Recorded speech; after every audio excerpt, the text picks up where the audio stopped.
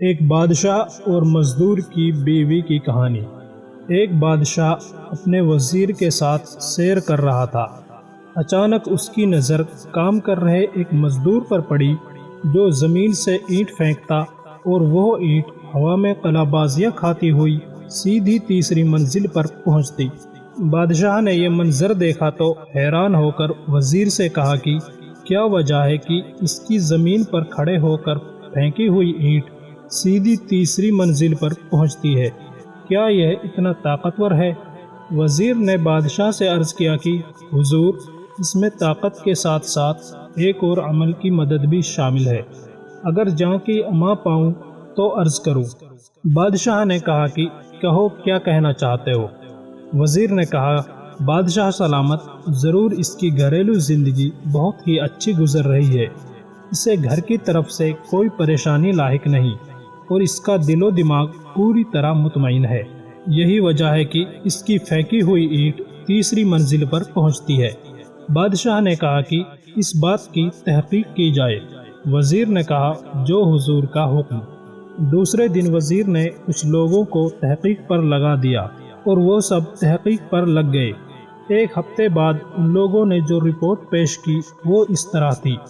اس مزدور کی بیوی شام ہوتے ہی اپنے شوہر کے انتظار میں بیٹھی رہتی ہے۔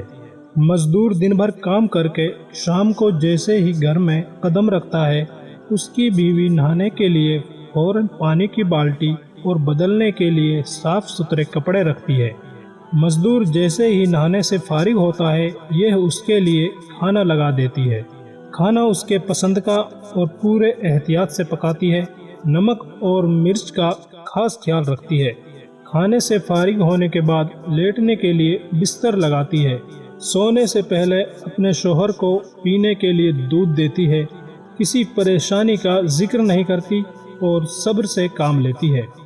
جب یہ رپورٹ بادشاہ کے سامنے پیش ہوئی تو وہ اور زیادہ حیران ہوا اور وزیر سے کہا، تمہارا خیال درست تھا، اب تم کچھ ایسا کرو کہ ان دونوں کے درمیان رنجش پیدا ہو جائے، پھر دیکھتے ہیں کہ کیا نتیجہ نکلتا ہے۔ وزیر نے کہا، جو حضور کا حکم۔ چنانچہ وزیر نے کسی طریقے سے اس کی بیوی کے کانوں میں یہ خبر پہنچوا دی کہ تمہارے شوہر کے چند دوسری عورتوں سے ناجائز تعلقات ہیں۔ انسان سب کچھ برداشت کر سکتا ہے لیکن بے وفائی نہیں۔ بس پھر کیا تھا، شام کو جب مزدور گھر پہنچا تو کیا دیکھتا ہے کہ نہ تو نہانے کے لیے پانی کی بالٹی ہے اور نہ ہی کھانے کا کوئی انتظام اور نہ ہی سونے کے لیے بستر۔ اس نے بیوی سے اس بدلاؤ کی وجہ پوچھی تو وہ لڑنے کو دوڑی۔ مزدور نے بہت صفائی پیش کی لیکن بیوی تھی کہ ماننے کو تیار نہ تھی۔ غرض کچھ دنوں تک یہ سلسلہ یوں ہی چلتا رہا۔ ایک دن وزیر نے بادشاہ سے کہا، بادشاہ سلامت، ہم سیر پر چلتے ہیں اور اس مزدور کی حالت دیکھتے ہیں۔ تو بادشاہ وزیر کے ساتھ سیر پر نکلا اور اسی مزدور کے پاس پہنچے تو کیا دیکھتے ہیں کہ مزدور لاکھ کوشش کرتا ہے لیکن اینٹ پہلی منزل سے اوپر جاتی ہی نہیں۔ تو بادشاہ وزیر کی فہم و فراست یعنی عقل مندی کو مان گیا اور اسے یقین ہو گیا کہ اینٹ کو تیسری منزل پر طاقت نے نہیں بلکہ گھریلو خوشگوار زندگی نے پہنچایا ہے۔ پھر وزیر نے بادشاہ سے کہا، حضور، اب اس مزدور کا کیا کرنا ہے جو ہم نے اس کی خوشگوار زندگی کو خراب کر دیا ہے؟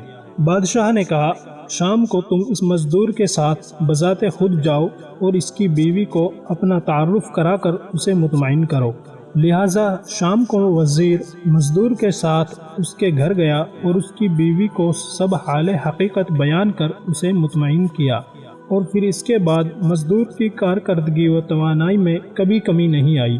اس کہانی سے یہ ثابت ہوتا ہے کہ اگر کسی کی گھریلو زندگی خوشگوار اور پرسکون ہے تو وہ زندگی میں کامیابیاں حاصل کرتا ہے۔ اسی لیے کہا جاتا ہے کہ ہر کامیاب انسان کے پیچھے ایک عورت کا ہاتھ ہوتا ہے۔